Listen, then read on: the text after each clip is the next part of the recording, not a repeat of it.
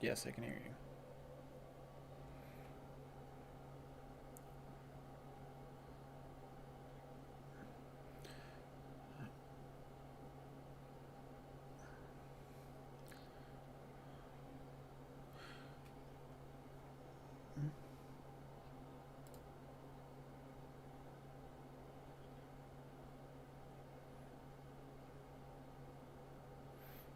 Oh, by the way, you're not coming through on Squadcast, just so you know.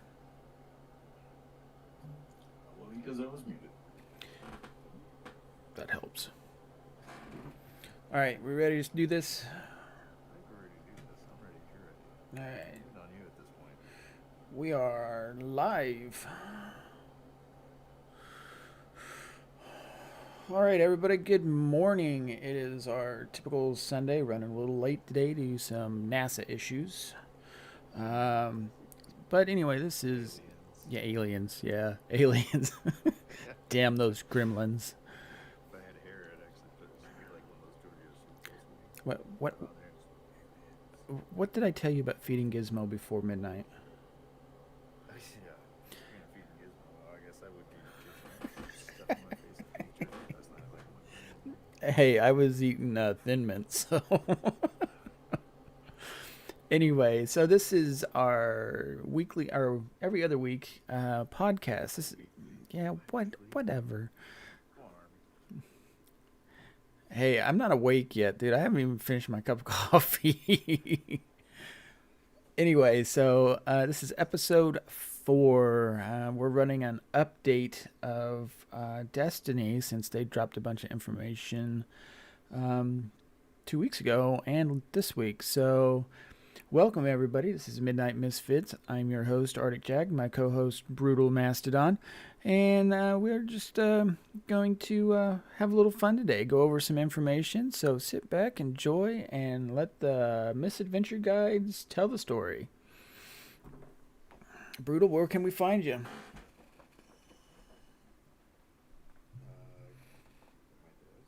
My desk. I mean, technically, you're not wrong. Nope. Yeah, as usual, you can find me at on Facebook at I am the Mastodon, and YouTube and Twitch at brutal underscore Mastodon. Also, if you check out my Twitch or any of my streams, there is a Discord link in there for the Ascendance Discord. Good group of guys. They're a little British, so you know they're good though. They're good. Matt, the guy that runs that, good friend of mine. Good Trials player. We'll get into a little bit of that too. But yeah, yeah. Other than that, that's any more coffee. Coffee, coffee, coffee, coffee, coffee. Your turn. Where can we find you at? You can find me on Twitch at ArcticJag242. You can also find me on YouTube at ArcticJag dash.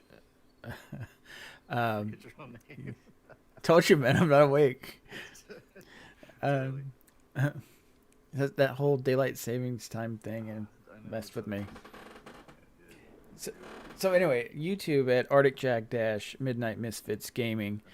I have two shout outs I want to give this week. A to the Midnight Misfits because we did do a rarity and did 100K last night, so that the Midnight Misfits did great last night. And I want to give a shout out to Harris Heller, who does stream beats. And so our intro music that everybody hears at the beginning of each podcast that came from Harris Heller and his stream beats. So I want to give a shout out to his copyright free music that he does for streamers. I think that's probably an awesome thing that he's got going on. And last I checked, he is growing quickly. So just a little shout out to Harris Heller on that. This is I like his intro music. Every time I listen to the podcast or whatever, after you do some editing to it, it's always good stuff. That nod your head along to it. Yeah. Um, side note to what we're going to discuss today. He's about, I think he said he's a month and a half away from having his house completed, and the basement of his house is going to be fully furnished and everything, and it's going to be his new headquarters. So he'll have like a gaming area, a streaming area, a music studio, and everything. So that his Alpha Gaming channel will become Senpai Gaming or something like that. But his basement will become Senpai headquarters, and his record label he's going to start is going to be Senpai Records. Well, So I can see, you know, once he becomes famous, hopefully our intro song doesn't ever become copyrighted. nah, well, She broke the copyright violation. right. No, I messaged him the other day, and his intent is all the music that they're creating is going to be copyright free for people. Nice. Yeah, that's always good because, you know, while we stream and stuff like that, we have people that, you know, like to play with music. You know, I like to do it too. I'll throw some, you know, Spotify or something on in the background, and you know, so it comes through my headset, but never do my stream. Yeah. we have people that like to, you know, holler quotes and, you know, quote some songs. And Oh, I'm guilty of that too. So I mean, there's been a couple times we've kind of had to get on to somebody for, you know, hey, don't play music over stream, but it was a lot more colorful. yeah. So there's been a lot of stuff here lately that has gone down with Destiny, starting 2 weeks ago when they did the Road to the Witch Queen. Mm-hmm. So there's I mean, a ton of stuff in that State of the Destiny, from nerfs to better reward acquisition to stasis getting just pounded into the ground to crossplay. So let's kind of just go over some of this stuff. Yeah, I'm kind of sorry, I'm not looking up. I'm actually looking down at my phone, looking at the. Well, let's start with this. So the exciting news that came out of what I would consider came out of Road to the Witch Queen was that I believe there's Fault of Glass.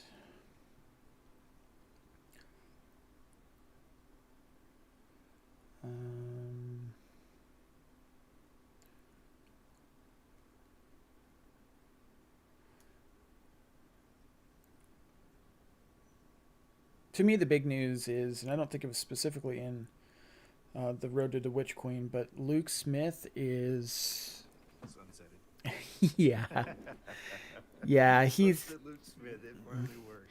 yeah, they got him working on. It's still Destiny related, but they got him working on other projects involving Destiny, which is bringing it to other media platforms, whatever that might look at like. So, you know.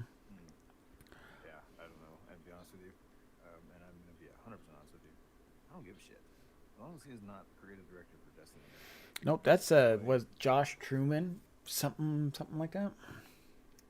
He was the general manager of Destiny, so he is now the creative director, which I would tell you in the last 2 weeks, this game has had some significant changes. Yeah, quickly too. You know, you and I were talking about, other than, you know, that news of him being sorry, sunset, cool sunset, but you know, this makes me so happy every time I say it. Sunsetting was sunset. Sunsetting was sunset. Sunsetted. Sunsetting was sunsetted. That's, say that one 5 times. Especially with no sleep. Say that one a couple times. Hammered. I didn't. Were you even drinking last night? Oh yeah, I drank a little bit. Put down about almost half a bottle of champagne last night. Jesus Christ, dude. I got a bottle. Oh, I don't even Well, have your. actually, it's not half. Maybe a third. Good third of it. Just a little accent to it. But yeah, so of course I was drinking. Why are you guys doing so good? Is that why we got the 100,000 last night? That's about the only reason. I thought it was my tickle fingers on my warlock. That was good. It was clutch. No, like I said, sunsetting is sunsetting. You know, we talked about that previously. That we talked about a lot of stuff that I was agitated about. Well, yeah, and I think at the time that we did the original State of Destiny, it was definitely not in a good spot, and I think Bungie finally realized it, especially with the hashtag going around Sunset Luke Smith. They might want to do something. Yeah, so it'll be interesting to see what they do, especially since one of the new board members for Destiny is a vice president of global marketing for Viacom, which I think Viacom owns like CBS or something like that. So, Look it up. Let's see if there's so having somebody that is involved with a uh, television broadcast thing, I think that may be an indicator of where Bungie might be going with Destiny. Yeah, and if they want to make a show like that, so Viacom is mass media. They own Paramount, Comedy Central, BET, Paramount Network. They also own Nickelodeon, Bellator, TV Land, DreamWorks, Game One. Like they own a bunch of stuff. Yeah. MTV Japan, really? Huh. MTV Japan. They own like oh shit. Yeah, so you got somebody that is the global marketing VP or whatever her actual title is, that's now sitting on the board of Bungie. That should give a pretty good indication of where I think they want to go with Bungie or with Destiny. Yeah, and that's great. You know, if they want to branch it out, that's I'm all for it. You know, hey, they're making on Netflix or Hulu or whatever streaming service they want. I think Paramount Plus actually has a streaming service now. So Yep, they do. if they want to make a show, good on them. I'll watch it. Well, yeah, I think that comes from was it The Witcher on Netflix, and how that brought a lot of people. Yeah, well, that I think is what Bungie's looking at, because my understanding was Witcher came out on Netflix, and then it brought a lot of people to, especially Witcher 3. Yeah, brought all the nerds in there. I know, because I are one. So anyway, so back to slight sidetrack there. That's what podcasts do. I know, right? So the other big thing that came out of the Road to the Witch Queen was the massive nerf Stasis is going to get. Yeah, which is about time. Let's be honest. When Stasis dropped, what was it last season? Um, Yes. yeah, when it dropped in season 12 and 13. Yeah, we're in 13 right now. When it dropped in season 12, um, they were very quick. They nerfed the ground out from beneath the Warlocks in this last fall. Not only did they nerf us, but they nerfed us the quickest. It was like 24 hours. It was within 48 hours. Actually, it might have been 72 hours just to create a buffer. But yeah, you're right. They hit us hard. But on the backside of that, what they realized, and it took them a little bit, was that they over nerfed us. And every warlock, almost all of us quit running Stasis almost immediately because we're like ineffective. We're throwing paper bullets at people. Oh yeah. You know? Well, as you and I being Warlock mains, I mean that like was like, all right, fine, we'll just go back to Nova Bomb and mess with people. But then we had a problem with that because what was it? Right after the nerf, we were running. Quit tracking. Well, no, we were running Crucible, and we were either playing survival or we were doing something else. And we were throwing Nova bombs, and the hunters were throwing their little ice picks and taking our Nova Right bombs, through it. taking our Nova bombs out. It was going right through it, and it was almost canceling it out. And when you run the slow The they Slova. call it, it's supposed to explode and branch out into the four little void orbs, and they see. But and this is something you and I noticed real quick, is when they did that, it canceled the whole thing completely out. Yep. It didn't even branch off; it was just gone. Yep. So So they hit it with one, and then their second ice pick they throw hit us and dead. that was it. Game over. Yeah, that was definitely that was definitely something that I didn't like about that.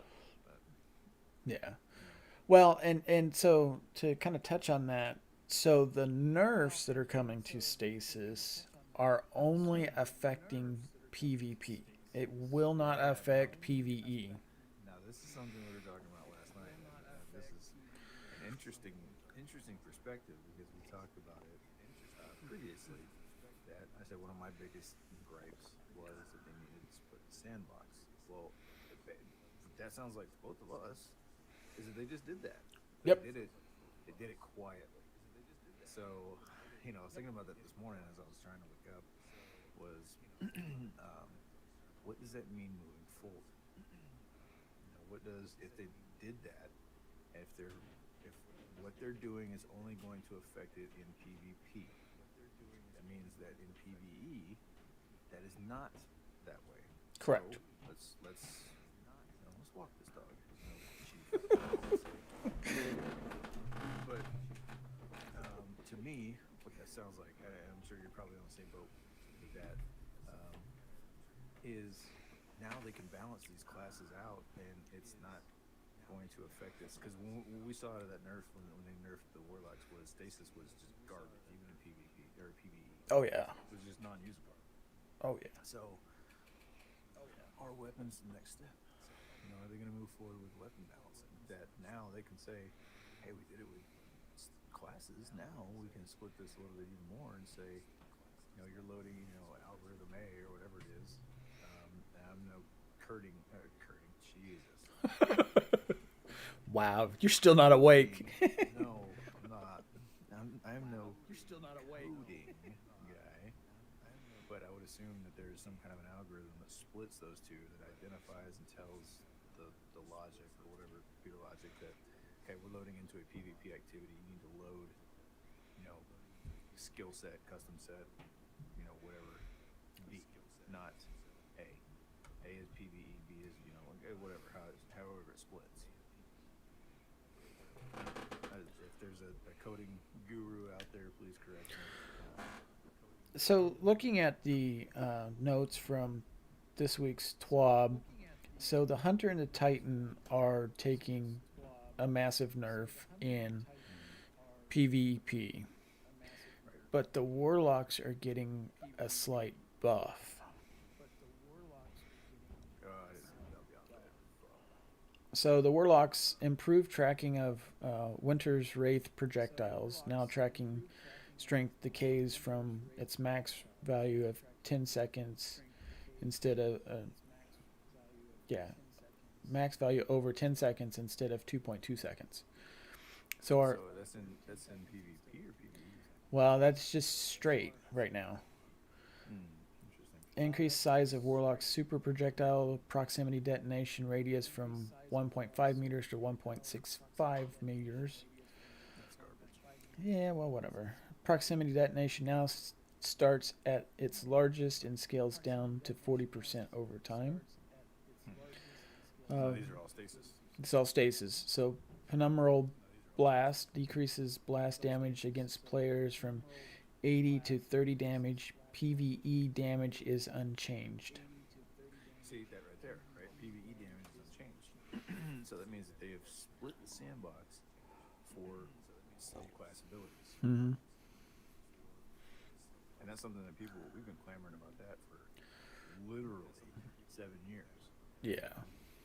Like ever since this game came out, we were were talking about that. You need to have this, split this, split that. And I wonder if they've made enough money off of fucking Eververse that,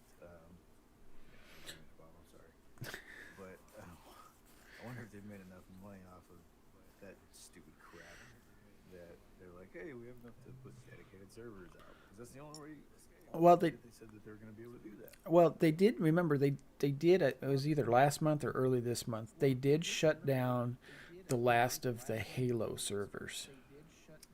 You think they just repurposed? That was my suspicion when I heard that they were basically the last of the Halo servers that were holding everybody's stats was going to be turned off. That was my suspicion, was they were going to repurpose them. If they did it, it was a sneaky thing, and they didn't tell anybody about it. That's. I know we've caught it because we've been paying attention to this stuff so long, but it's interesting. So, They do that quietly. other general things on stasis. Reduce how. This is just general stuff. Dusk field grenades reduce how strongly dust field grenade pulls players inwards, effectively reducing the pull range from 9.5 meters to 6 meters. PvE pull impulse is unchanged. Well, no more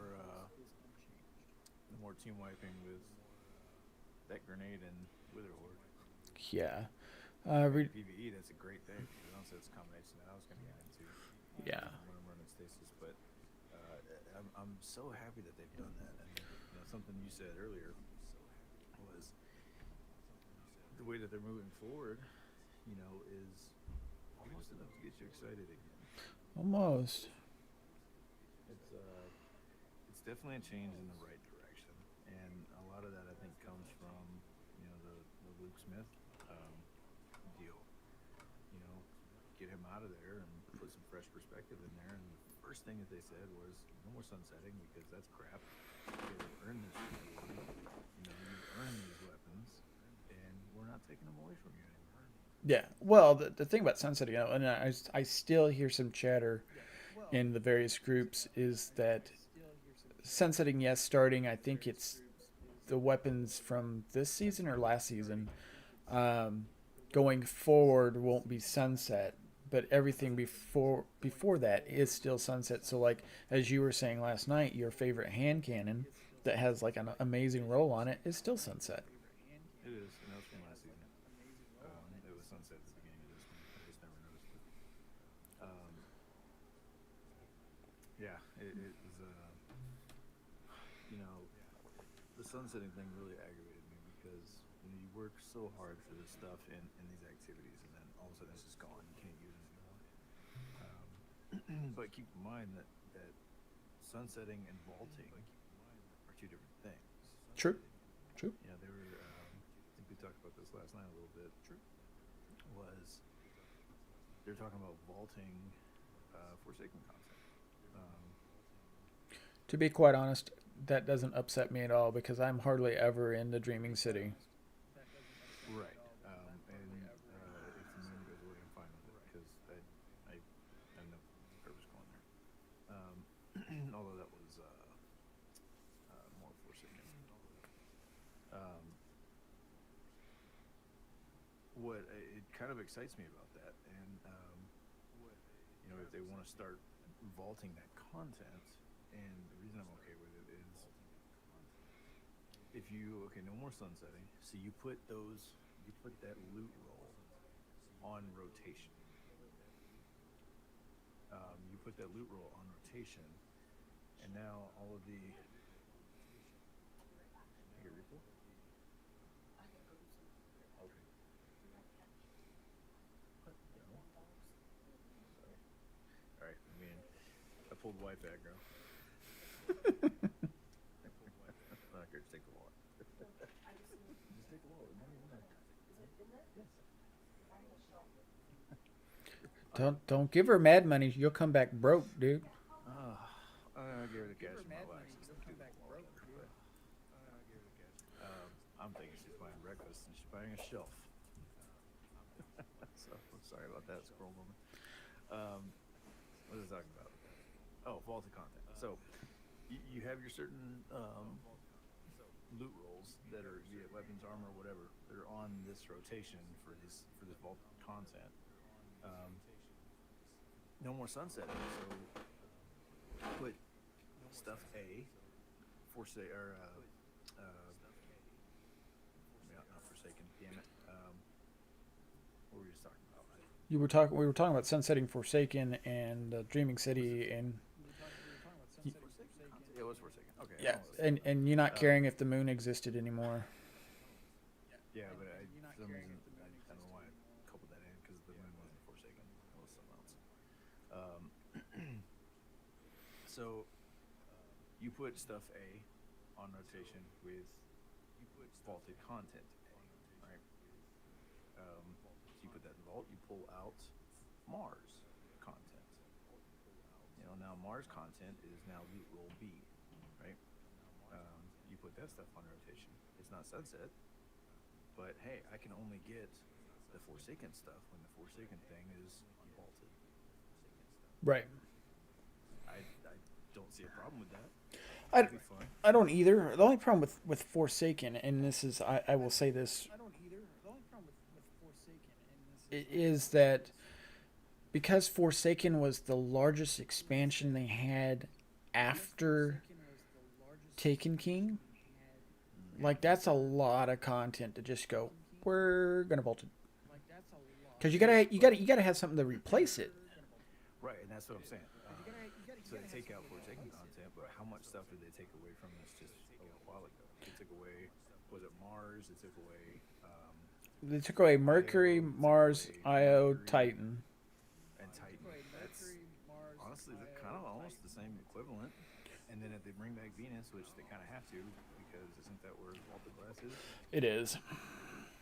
So they bring back the Venus content, which I think they're going to, and then they, rotate that stuff around, and then maybe they put the Cosmodrome on rotation, or something like that. Well, the Cosmodrome, I was reading something that's going to play. At some point, they've got to have a season just for the Cosmodrome because really nobody's going there to do anything except for new lights and to do battlegrounds. Yeah, I'll be honest with you. I have not the vendor dude that's there. I couldn't even tell you his name because I have never interacted there. Yeah, I'm not there very often. I may go there to do a Lost Sector or something, but I'm hardly in the Cosmodrome because there's no missions to run. I mean, now that Fallen Saber and Devil's Lair's back, I mean, I guess that might be a reason, but really, we would just wait for the Nightfall for those to come up. Right. There's nothing that keeps me going back to it constantly. Yeah. So it's like, well, why bother? Why do I want to go do this stuff if you're not giving me a reason to go do this stuff? Don't get me wrong, the nostalgia was great, but put in some stuff we're gonna do in there. Right. Josh says like, hey Josh, what's going on? My cousin Josh. So this kind of stuff, this content, especially that area, like I said, the nostalgia for it was great, but now there's nothing to do there. But if you were to put it into a scope of, say, the Rise of Iron loot pool, I will grind the hell out of that because that was my favorite stuff. But, Well, there was some dialogue Saladin had. I think it was this week or last week, where him and Osiris were talking, and Saladin was like, if they didn't want an Iron Lord to do this stuff or be a part of this, they shouldn't have asked. And Saladin made a comment. He said, "Oh, so the Iron Lords are finally coming down off their mountain." And Saladin was like, "If need be, yes," or words to that effect. And I'm like, so are we going to see the Iron Lords again? Are they going to take a bigger role in the game? well, they did mention there was a little piece of that too, where he mentioned Ephrodite, and how Ephrodite fought in the Red War, even though she didn't have a light, Yeah. and said that she defied his order. So, she's there, she's out there. They haven't mentioned that she died, but I haven't seen her. Right. I honestly think, we talked about this before, and I really wonder if what they're trying to do is bring back something that I read out of the Witch Queen thing was that they straight up he said actually I wanted to highlight what it was because I thought it was such a good thing that I read. With Destiny now committed to being an everlasting, evolving world, we want to make sure we're taking the time to upgrade the systemic foundation of Destiny 2 to support everything we want to do in the future. 100%, they're moving back to what the game's vision was when it first dropped. A 10-year plan, no D2, D3, none of that, just updates. It is an MMO, effectively. And I'm down with that. Like I'm super down with that. But they need to bring back all the crap that they took from us. Right. Bring back the content level. You know, this game is supposed to be massive. Well, there was another thing that went with that, and they talk about the roadmap. So we've got Witch Queen coming. Well, before we get into that, so Witch Queen was delayed until early 2022, which is fine because I know they want to make sure that there's no issues, so they're not going to rush it and put it out in September. I'm okay with that. To some degree, on a really small scale, it sucks because that means the seasons are going to be longer and we're going to have longer spells of dry content, especially with Guardian games coming up. Yeah, unfortunately, I mean, you're right. Um, but I think it's a good change. So with that being said, so we have Witch Queen 2022. We're going to have no Lightfall, No, not Lightfall, and then they put in the Road to the Witch Queen that there's going to be another DLC after Lightfall, so they can wrap up, as they phrased it, the first saga. right. Yep, I highlighted that part too because where's it at?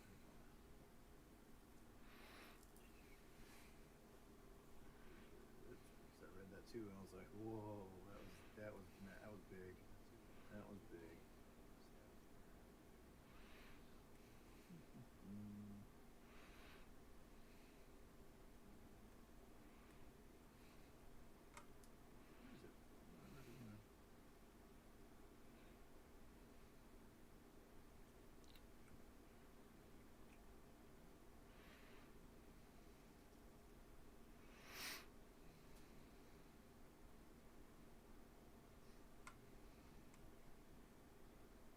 where is it? Where did it? I know I read it in here somewhere. There it is. Um,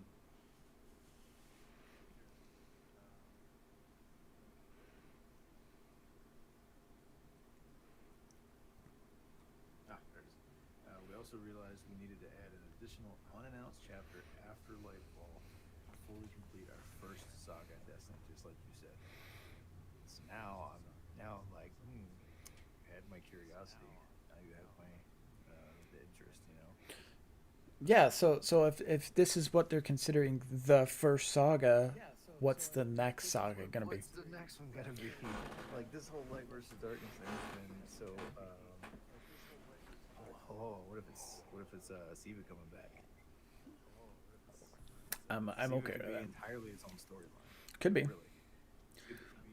Can we have a Siva subclass, please? Yeah, come on, Bungie. Can we get that one started? Siva, please. Bring back some of the weapons. Damn it, give me my Genesis chain back. Right. So there's that. So it's going to be interesting where they go after that. But another thing um, that was in there, I think it was towards the bottom. Hold on. Well, let's before we get into that. So Vault of Glass is coming back next season. Bug is coming back. So us being D1 vets, we know that is the raid for Destiny. That is what made Destiny so popular, was the VOG raid. Yeah, so raids like and I don't know why I just thought about this, but I was thinking about Crota. Raids like Crota, Bog, and Taking those were the standards by which a lot of the D1 vets judge current raids. Yep. Um, we talked about it before. More Destiny is not good Destiny always. Don't make the raids stupid long. And we talked about how Last Wish was just a extremely long raid. It's a very long raid. And it's very mechanically, a very mechanical raid. So. Right, very mechanic driven. Crota wasn't. Yeah. Crota had the main mechanic was really the bridge. And after that it was just pretty much don't die. Kill the sword bearer, get the sword. Don't die. But now they added more and more mechanics into it. Hell, even Atheon, and VOG. There was not a lot of mechanics in Atheon boss room.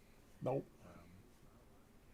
But I just did Deep Stone Crypt the other day, and you have to shoot something on him, and it drops his little ball thing. You have to go and pick him up and deposit the ball, and all this other stuff. I'm like,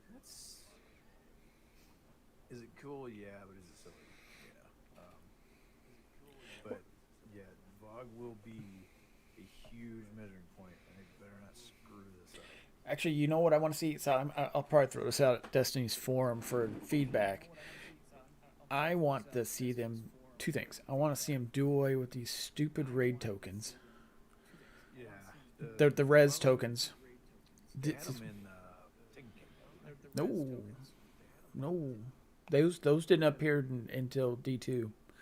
Because remember we talked about this the other day where in D1 we could wipe, and then the warlocks had self-res to keep from getting wiped out of the game. So get rid of the res tokens. I think if you're gonna have res tokens, don't make it so mechanically difficult. If you do away with the res tokens, make it mechanically difficult. The other thing, bring back my warlock self-res.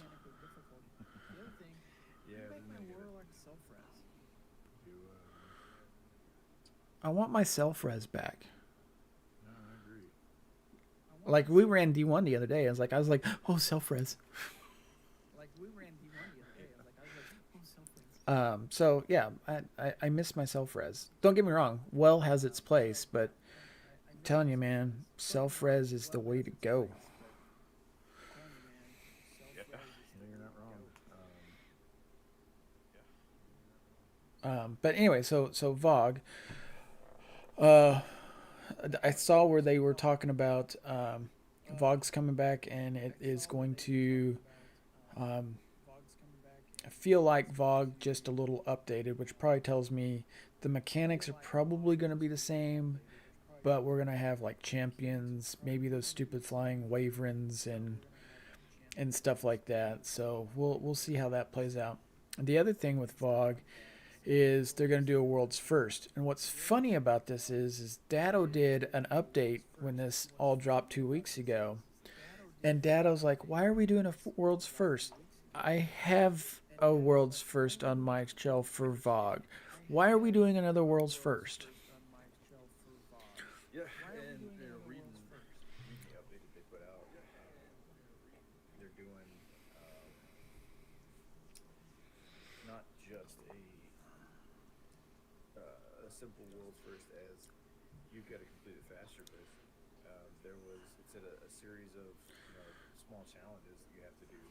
Yep. To do that and get it. And I completely agree with that. It's silly to have somebody claiming world's first, and now you've got two world's firsts. Yeah. Is it going to get an asterisk? Do you want to do two, or is I think it's silly. Honestly, I think it's silly to do a world's first. But it pulls people in. I am not going to try for a world's first. I will try for the first 24 hours. Yeah.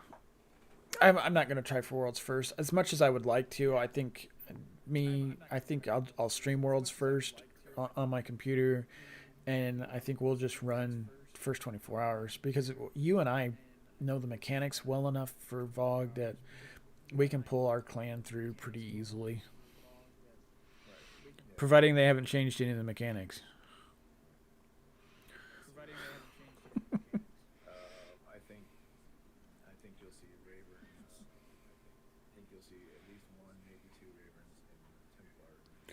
think you'll see a bunch of champions. I can see a bunch of champions. I don't know so much about champions. Maybe one or two, but you get past the Templar. I'm trying to think what the next encounter after Templar was. And then you get the Gorgon Maze. That will not change. The Gorgon Maze, the Templars. You had The Gorgon Maze, the Templars. You had. That's not. No, that can't be a damn encounter. You had the jumping puzzle. yeah, the jumping puzzle. They got one before Atheon. Yeah, the jumping puzzle. That's where you had to go do the little confluences, isn't it? That's where you had to go do the little confluences, isn't it? Because there's two parts to Templar. You got the confluence part where you have to go shoot the stupid stuff, and then you actually have to fight the boss after that in Templars. Crap! It's been so long since we went. We need to get people together and go run fog because I don't remember. We'll do that sometime. We'll stream that. Hopefully they haven't changed where all the chests are hiding at. Hopefully they. They're not. I don't know if they're gonna know where they're all at, but I just remember the one right before Gorgon Maze. Anyway. the one. Anyway. So the other thing that came in was Transmog will be showing up in, I believe, next season 14, which is next season, and it's going to be a really weird, in my eyes, a weird way that they're doing Transmog. Ada 1 is going to be doing the Transmog, so you're going to get materials, take it to her, and then you can unlock Transmog for certain stuff. The questionable thing I had, and Dado had a similar point, is okay, great, I can find these materials out in the wild, cool, but you can also buy the materials at Eververse to do it too. So does that mean that the materials in the wild are going to be a lot more scarce, and that's why they're putting them in Eververse? Because honestly, for Transmog, I'm not going to Eververse to specifically buy materials to go to Ada 1 to do Transmog. I don't see the need in it. I'll go farm them before I go buy them from that. But yeah, it kind of brings it, that exact point of, are they gonna, which I hope they won't, but are they going to push are they going to push Eververse again? Like they did at the beginning of D2. It was heavy. Like you couldn't do anything without having to do something at Eververse. Yeah. So this says every season Ada will offer players a set of bounties that highlight various activity types. Players can complete these quests and receive materials that they will need to power up Ada's loom, which can turn any piece of armor in your collection into a permanent universal ornament. Players short on time will also be able to purchase synth tokens for silver. Once you've acquired some new universal ornaments, and you will want to head over to new parents, blah, blah, blah, blah. Anyway, so basically, to get material, it looks like you're going to have to do bounties. Okay. Well, that's not bad.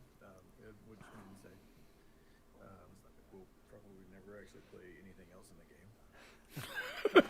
What's Brutal doing? He's doing Transmog bounties.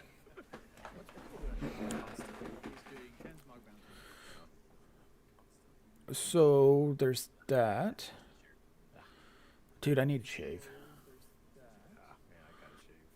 Well, I have to by Wednesday. What do you got going on Wednesday? Never mind. Back to work. Whatever. So, Transmog, yeah, I'm really excited about Transmog. And something I had pulled up is I was looking at one of the pictures they had in the Witch Queen update.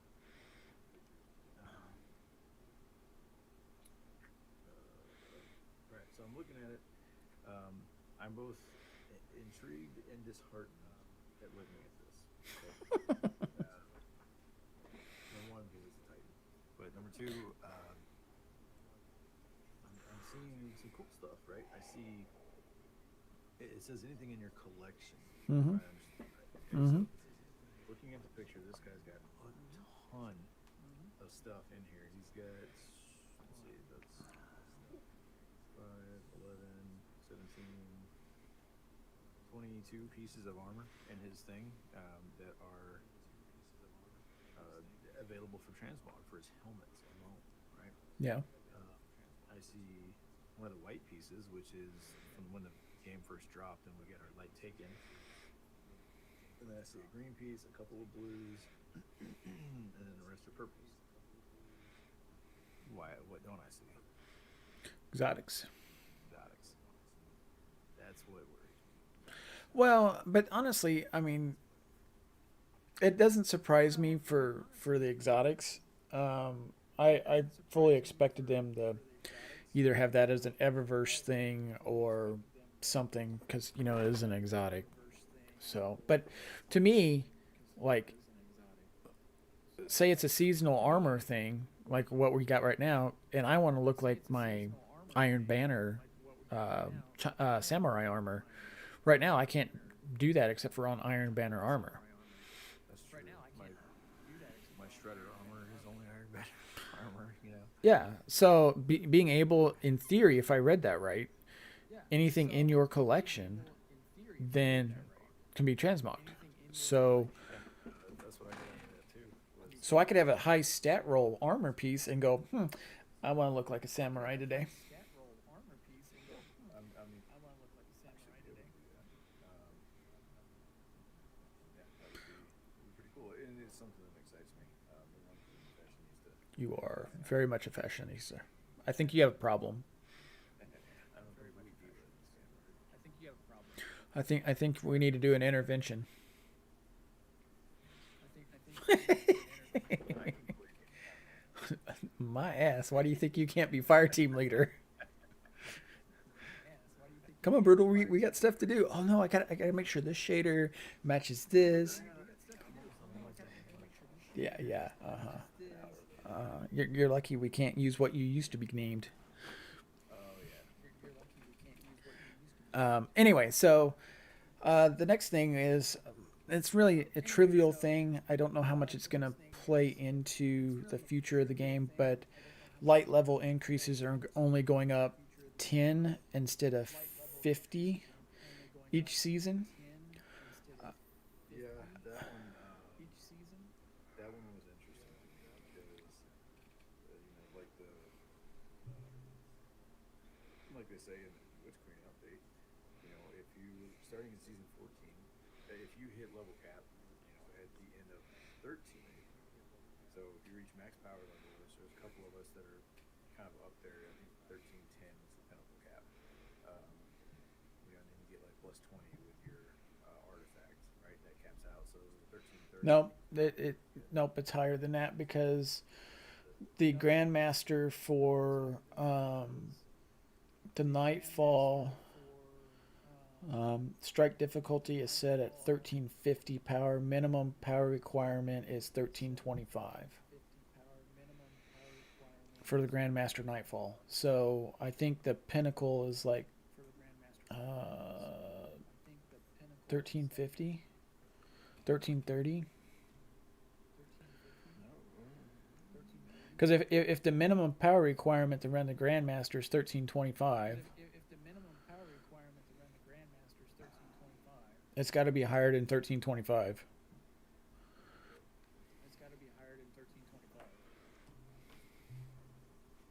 Pinnacle cap is 1310.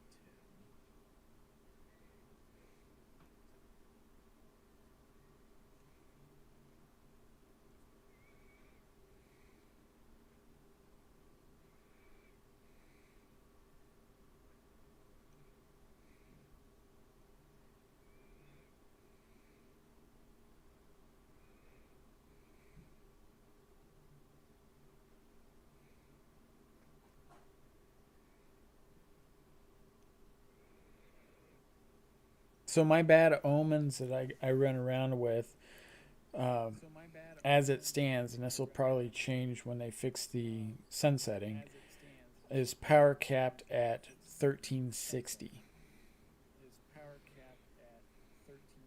Well, I know pinnacle cap is 1310.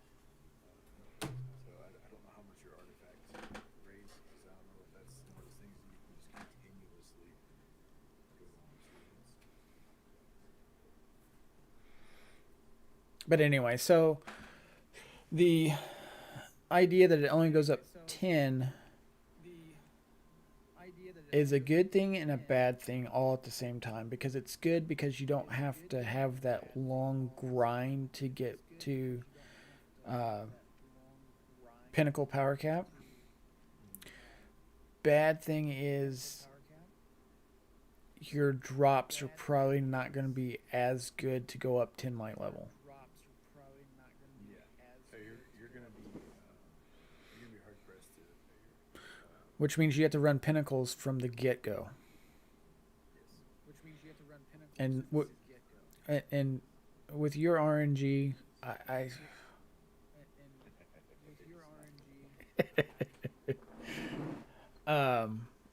so yeah, so it's kind of a minor thing. Now, from what I understood, is that's only going to be for the seasons. So the seasons are only going to go up 10, but anytime they drop a DLC, it'll go up 50. So, which is fine because new content, 50 light levels. I'm okay with that. Yeah. I'm okay with that, but it looks like 20 or 22 is thing. But if yeah, if people are getting 1310 is your pinnacle cap. So if they're only getting plus 22 at most for their artifact, and you're looking at 1332. So I don't know how they're going to do the Grandmasters. Yeah, yeah. Hold on. So the other thing that caught my eye was the crossplay. I'm not excited about crossplay. So here's the thing. Here's the thing with crossplay, and this is what intrigues me a little bit because this gets back into what we first talked about with the sandbox change. So in it says crossplay is coming in season 15. We're doing some internal rollouts and alpha testing in season 14 to prepare for widespread launch this fall. With crossplay, you'll be able to play with all your friends no matter what platform you call home. Don't worry, we won't be matching console players with PC players together in Crucible unless PC players specifically invite their console friends to play with them in the PC console pools. So we can opt out of crossplay. Right, but so like if I'm playing on the PC and you're playing on your PlayStation and we want to run Crucible, then I have to invite you into the PC pool to play. Otherwise, it correct. So it is very much split, Okay, I can see how that would be. which is nice because I think in Call of Duty you can opt out of it, but it defaults everybody into the same pool. Yeah. So I think this is where we got into earlier in our first discussion, where they're making changes in PvP only and not in PvE. I think this has some of to do it because the only way they could split it is if they split the sandboxes, right? Yeah. That's the only that I think of. Um, that's the only that I think of that would work. Is if they split it like that. Um, I mean, you take the PC crowd. And I know you don't do this, but PC crowd is notorious for hacks, for bots and mods and stuff like that. And you take the most recent trials report. The guys that run the trials report page, like on Twitter, Instagram, whatever it was. They were, they after trials was canceled again because of the massive cheating. Again. Again, they were like, oh well, I guess we'll go ahead and drop this. 50 something thousand, 32,000 people or something like that had went flawless.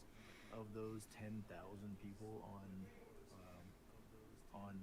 PC were without a single kill. Yeah. It was like something like 30%. And it was the same thing. The consoles were almost as bad. Consoles were actually percentage-wise, console was worse, but the numbers were small. The percentage was bigger. Um, but that was right. We can't. At least I don't know how to do it. Run mods and aim bots and all that. I don't know how to do it. But what they were doing was they were doing the win trading system. They were using a certain emblem. Honestly, I think Bungie needs to disable the emblem. Or take it out or something, but they were putting on a certain emblem and people would see that and they'd be like, oh, hey, let's message this guy real quick, and it's like, hey man, how many are you on your card? And oh, we're just starting out, well, we're at 4 wins. Oh yeah, all right, we'll throw the match,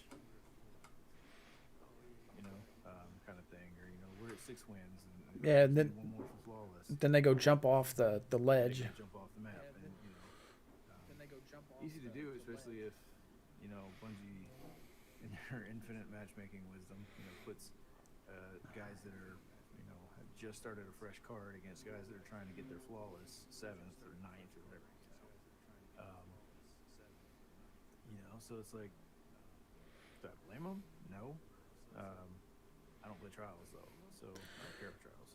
Right. Well, so while we're on Trials, there was something else that came out on Trials.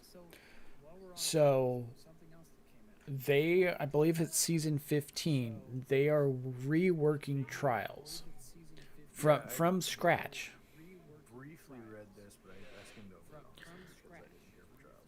But from what I saw on some of the forums, it's like, maybe I should reread that. No, you can click note it for me. You've obviously read it, so. Yeah, so the big things that come out of there is they're reworking Trials. They are trying to basically do. I haven't figured out exactly how they're going to do it yet, but they're trying to do away with people like, instead of going flawless all the way to the tower, that they're doing like they're farming. They do like 3 wins and then jump out, and 3 wins and jump out, and 3 wins. So all these people who are like sweaties are just murdering these people that are just trying to like get into Trials and get some sort of reward out of it. We don't touch Trials because I'm not gonna subject myself to that. Especially with skill-based matchmaking being gone. I'm not gonna subject myself to that just to get mad. I'm not going to Trials and get completely murdered, and get no kills whatsoever, and get no rewards. Right. So why? So that being so see. Hold on, let me pull it up because I got it right here. All right, first up, we're targeting the overhaul Trials of Osiris reward structure and matchmaking paradigm to release before the end of the year. With this update, we specifically want to target a few things. Improve overall health of Trials matchmaking pool, both by incentivizing a wider audience to engage and better defining separation of skill tiers. There's an important word. Yeah, that sounds like something. Yes. Skill tiers, exactly. With the sweaties, sweaty tier, and I don't care if I'm thinking tier, should call it, but put them in their own category. And don't get me wrong, I say sweaties because it's a common slang term, but they're the dudes that are way better at Trials and Crucible than we are. That'd be a Crow. Yeah, Crow was the best guy. He was really good at it, fantastic at it, and honestly, much better probably than I am. I go into Crucible, I'm decent, but I am no Crucible god. Yep. By any means. So there's 2 other points that they brought up on Trials. So let me get to those. Rebuild the Trials reward structure so that it encourages more players to stick to their activity cards longer. Our current structure encourages a lot of cycling cards after a single loss, meaning the first games of your Trials card has a high chance of being incredibly challenging. We want to build a reward structure that is continually pushing higher skill players to want to progress deeper into their card even after a loss. making 3 to 5 wins a more achievable goal for more players. And in the last point, go ahead, go ahead. No, no, no. Go ahead. And in the last point, investigate opportunities for solo players to participate in trials regularly. We believe that this will not only make the matchmaking pool healthier, but also encourages more players to see what trials is all about and hopefully form social connections with other PvP loving guardians. And then the final bullet, which really doesn't have a whole lot to do with trials, but I'll read it anyway. After trials, we are targeting a similar scope refresh for Iron Banner. While there are a lot to do when it comes to supporting the Crucible, we want to target our efforts around global PvP balance and our most aspirational modes first. Yeah, so the trials thing is good because you want to make you want to make a game mode that is inviting for everybody. Now, is this playing to the casuals? Maybe. Trials is the PvP guys in game. It's their raid, version of the raid. But the thing is, the trials guys can jump into a PvP or PvE raid and and rock it, and then go right back to trials. I can't do that. Well, but here's my thing. Like you and I've talked about this in previous trials. Like we wanted the auto rifle from trials, but there was really no way, unless we found people who were like trials gods, that we were going to get that. And I think that's kind of where Bungie's going is like there's these pinnacle weapons in trials, and only a certain percentage of people have them, and they're just murdering people in the rest of Crucible when trials isn't around. Right. So they're trying to open, this is my take on it, they're trying to open trials up for more people to play, which I think is a good thing. But for solos to play, that means there has to be some sort of matchmaking. And my curiosity to that is how that's going to work, because how are you going to keep solos from getting teamed up with a sweaty 3-stack? Freelance. Like they could do with survival. They could do with Iron Banner. Create a freelance option. There's no teams. You're loading into a round of 6 people that you have no communication. So it's strictly skill. Yeah, but that's the whole point of trials is communication. It is. So will the freelance thing work? Yeah, maybe not. But the other thing is, like I said, a tier system, right? Bronze, gold, diamond, sweaty. I don't care. Call it whatever you want. The putting tier systems in that, and basing it off of something, win percentage, the KD in trial, which might be garbage, but basing it off of something like that, and then that's how you're picking your players, kind of stuff. You're matching against players in your skill tier. Yeah. The problem with that is, and this is I guess the catch-22 for the trials guys, right? And I don't care if people in my stream hear it and they rant and rave and bitch and moan about it. If you have the opportunity to get an easy win, you'll take it, especially in trials, right? These guys suck, they're trash. We're gonna mop the floor with these dudes. Let's just have fun and whoop their ass, right? Which is effectively what anybody says when they pair with us. Pretty much. Okay, so take that, right? And then you say, okay,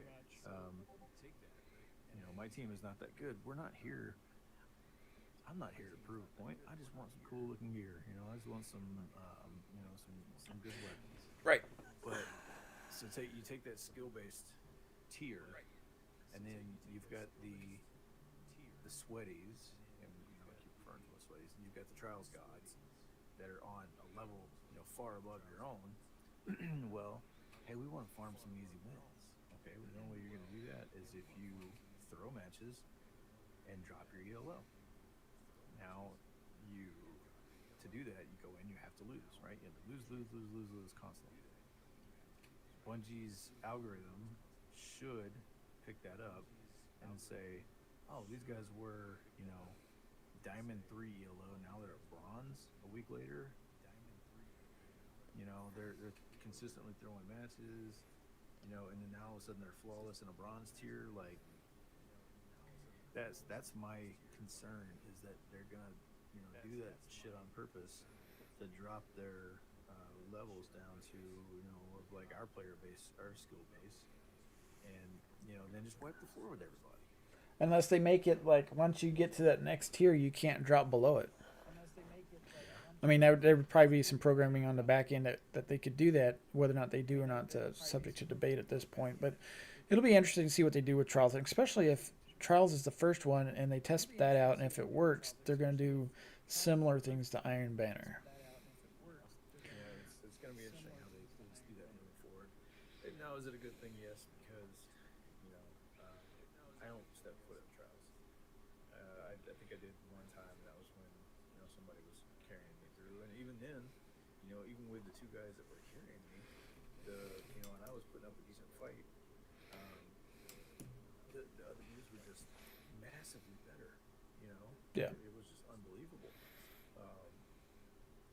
These guys that have been flawless before a couple of times were just getting wrecked.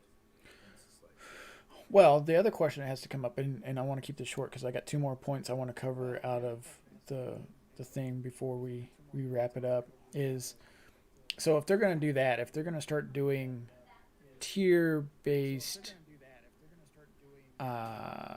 matchmaking, whatever you want to call it, is that saying that they're going back to skill-based matchmaking and getting away from connection-based matchmaking, or are they going to try to do both? Because Bungie has said in the past that you can't do skill-based and matchmaking connections at the same time. It has to be one or the other.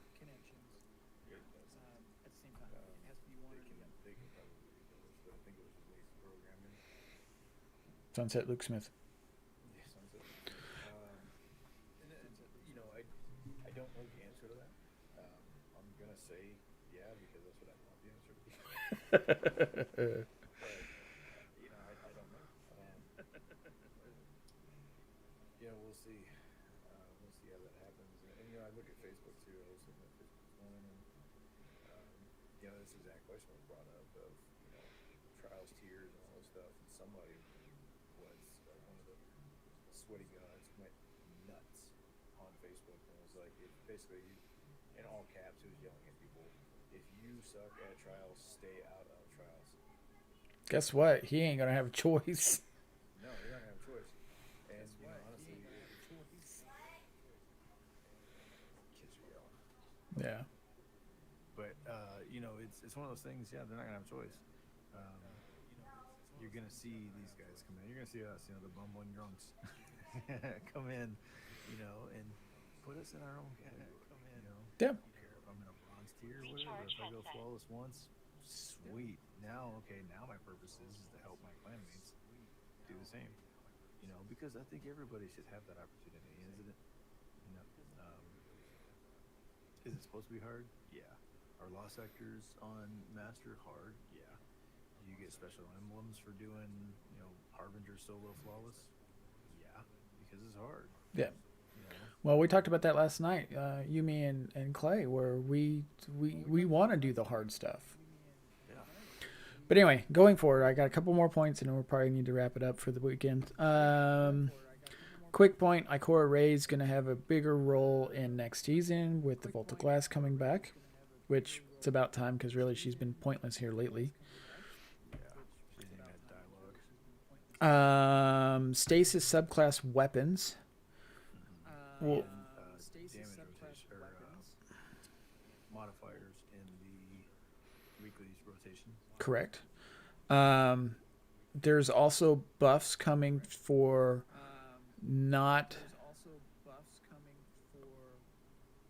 subclasses that aren't used very much. So with the nerf to stasis, they're going to be looking at buffing subclasses that aren't used as much, as you said, Nova Warp. So they're going to be tuning subclasses both stasis and the light subclasses. We'll see how that plays out. And Question on that is which. So really, there's nothing they're not gonna touch the hunters because that's the hunters are the most used they're the most used race, and they're so spread out across the three different ones. You know, so I think Titans, the bubble Titans, and or Sentinel Shield Titans, and yeah, Warlock Snowboard. Really, the three that I can think of that would need the most. yep. And then one last thing, and I saw this week, and it made me. It's one of those things that make you go moments. So Cactus had a video out this week talking about battlegrounds, more specifically about the possibility of a new exotic melee weapon other than just a sword. And Cactus's point was that he believes there's a high probability that the proving hammer that we are playing with this season, upgrading, could be the next melee exotic weapon. And his logic is, why would we be upgrading this hammer for no reason, basically? B, the mechanics, if you watch the video of how you smash the chest, the mechanics for that motion are already in the game as a weapon, which were two Titan swords that you can no longer get because the content is vaulted, but they were also Crown Splitters was one of them, because if you watch the animation of that, it's the same slam. So there's some discussion. Maybe we're gonna get, because was it DMG said, or DMJ said, whatever, said that with their patching the 3-peaking in PvP, they were having to look at what it might do for future third-person weapons. Yes. The other thing too, you talk about animations. What the hell is that freaking Titan one with the hammer? That's that entire class. The entire super is that animation. Yep. So. Well, and that animation exists in D1 because that was the artifact weapons that we would, the axes and stuff that we would use in Rise of Iron. So I can see it. To be honest, I'd probably never use it. I don't know. I might run around with a warhammer. I mean, you go right ahead, but for me, even having the exotic swords in D1, I was never, not necessarily I wasn't a big fan of them, but I'm very particular about my weapons. yeah. So I don't know. It would be kind of cool to see, but I think it would be a very niche class, or niche weapon. It'd probably be cool to see and be cool to use, but I'd run on a Titan. That's probably about it. I don't want to think of my, we're like yelling at giant span hammer. Hang on a second. See, told you, things that make you go, And all of a sudden, I'm like, wait a minute. And I ban you, smash. Strike you down with the ban hammer.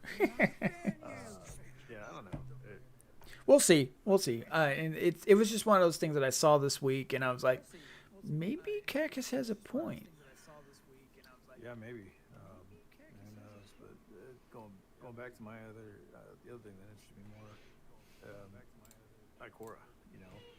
They said, oh well, Ikora is going to have more of a role, and it's like, okay, well that's cool and all.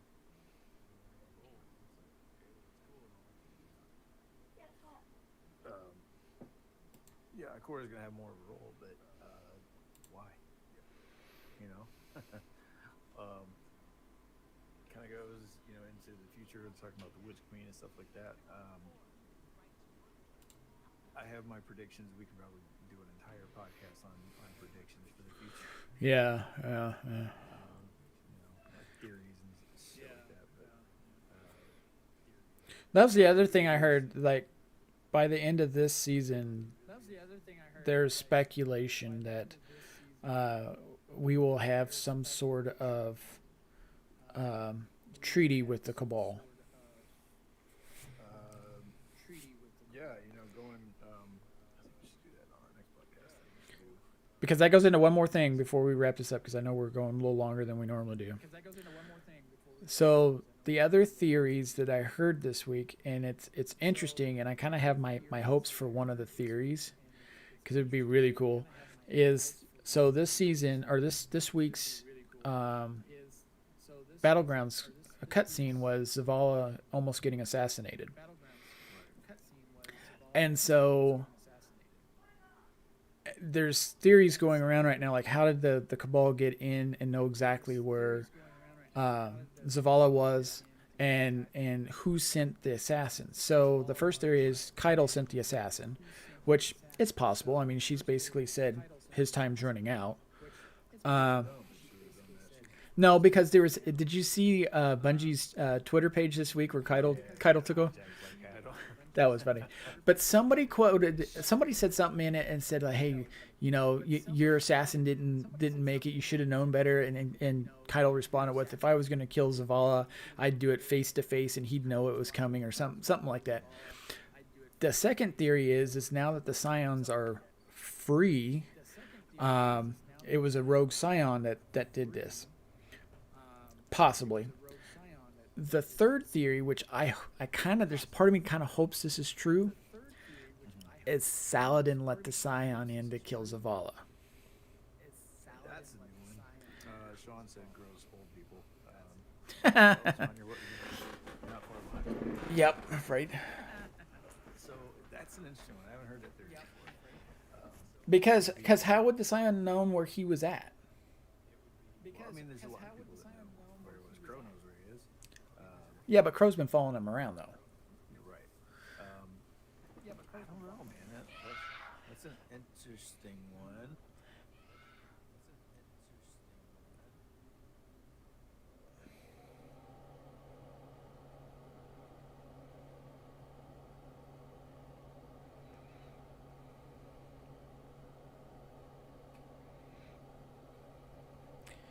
Because I apologize for that. My kids are having a moment. so that gets into some of the conversations that you hear in the battlegrounds where Osiris and Saladin are talking, and Saladin just basically says at the end of the Proving Grounds quest this week, since there was an attempt on Zavala's life, we need to take the light and turn it into a fiery ball and cleanse the Cabal off the map. Yeah, Saladin's going full genocide. He's like really mad. That's why I don't think that thing about him that's garbage. Yeah, but if they actually if he played a role and actually got Zavala killed, that would be his excuse to wipe the Cabal off the map. Yeah, but I mean that one's a reach. It is a reach, but it's interesting, and I'd be like, ooh, Saladin, because Saladin's kind of like a dick right now, and he didn't do a whole lot in the Red War, and he's like, I'm not going to let anybody else die. I don't know. I think we're looking in the wrong spot for that one. I don't necessarily know who. I think what you're gonna see is my theory. We're gonna save this one for next time because I can I'll make note of that. We're gonna do our next podcast is gonna be theory Theories based on lore. based on lore. Okay. Based on lore. I'll set that up for next week, or in 2 weeks. We'll do one next week. It's kind of a surprise. Yeah. We'll see how it goes. But yeah, I just think we're looking in the wrong spot for that one. Yeah. All right. So I think we covered a lot of ground today, and we probably ought to wrap it up. So we'll close it like. What have you been playing here lately, other than Destiny? So finished Outriders demo. Get well, I go back and play through the other classes and see what that's all about. Or maybe I won't. I like it enough that I gotta go through once the game comes out. April 1st. I'll just pick it up and play through the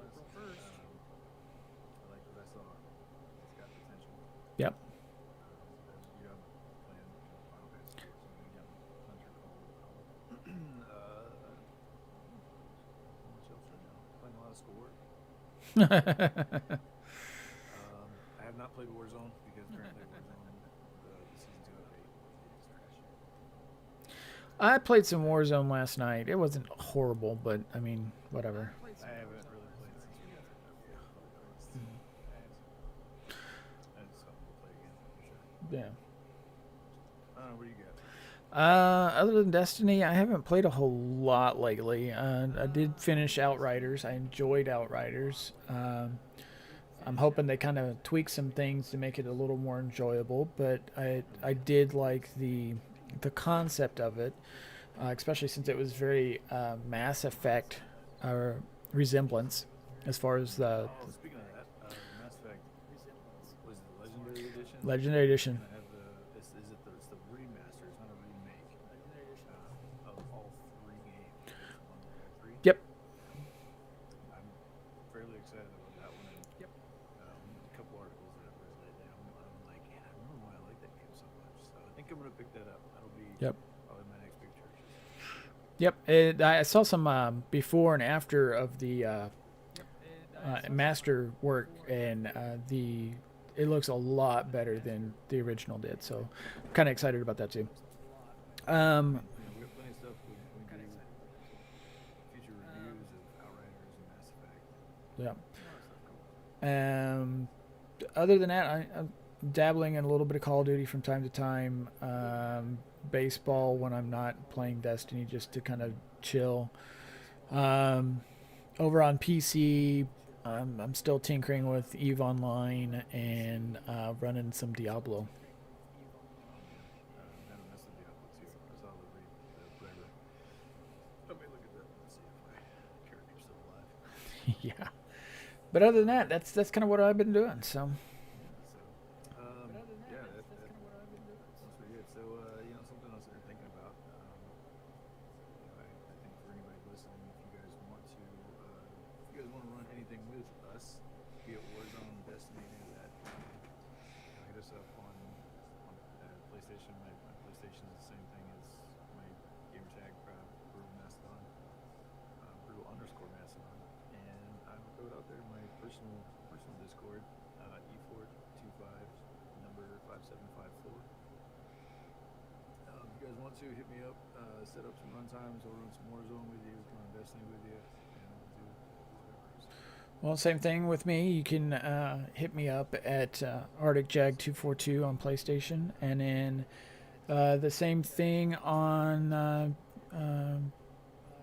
PC. So, yeah. So, If you find one of us, you'll find me. yeah, we're always in communication on Discord. So, all right. Well, I think we're calling it a day on this one. So, Brutal, always good to chat with you on Sundays with a cup of coffee.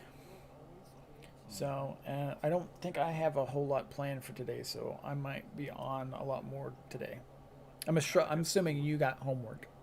I do have homework, but it shouldn't take too long. I'm going to try to power through it because I will be back online a little bit later. A buddy of mine is going to be streaming Final Fantasy 14, and I'm going to have a couple drinks with him while I stream something. We'll be chatting, we'll be hanging out. I'll probably be sipping a little bit. So, hang out. Yep. All right, everybody. We're going to call it a night on that. Hope you guys enjoyed the conversation, and see you the next time we do a podcast. Y'all take care. All right. We're out.